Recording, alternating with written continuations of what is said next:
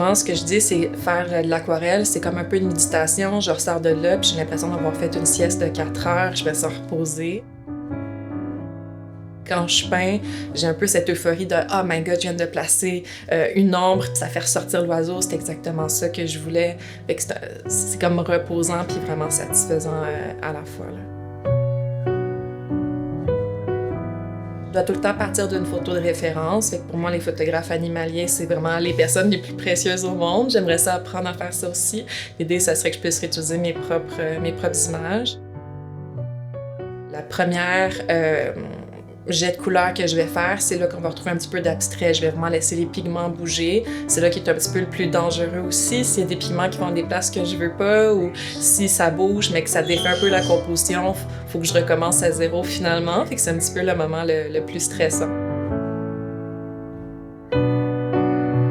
Puis ensuite, au niveau du figuratif, ben, c'est là que je vais essayer de retrouver un petit peu ce qu'on a dans l'oiseau, mais sans faire 100% parfait. Je veux pas que ce soit une photo, une reproduction parfaite, qu'on ait l'impression que c'est une photo, mais plus l'idée qu'on réduit au minimum les traits, les détails, mais qu'on puisse retrouver quand même l'oiseau, là.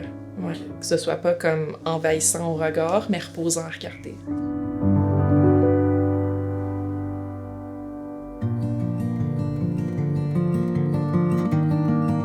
Durant la pandémie, j'ai adopté cet oiseau-là qui est tombé malade. Il a fait une intoxication métaux lourds. Fait que je me suis mis à peindre, puis ça m'aidait aussi à passer à travers ce moment-là.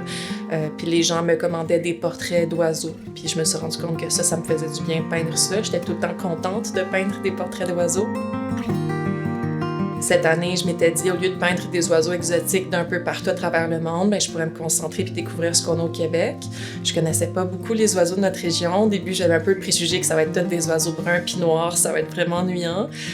Puis finalement, avec cette technique-là, ce qui est le fun, c'est que je pouvais vraiment faire exploser les couleurs, démontrer qu'il y avait plusieurs nuances, qu'on avait des oiseaux vraiment très colorés.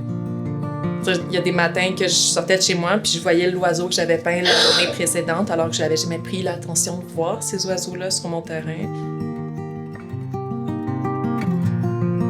L'aquarelle, je l'ai quand même faite depuis 19 ans, mais 100% avec les oiseaux, ça va être depuis 2021, là, vraiment quand j'ai adopté Ghost. Des fois, je vais changer de médium. À un moment donné, quand je sens que je sature à l'aquarelle, je vais aller essayer d'autres choses comme la poterie. Je n'ai fait beaucoup les 2-3 dernières années.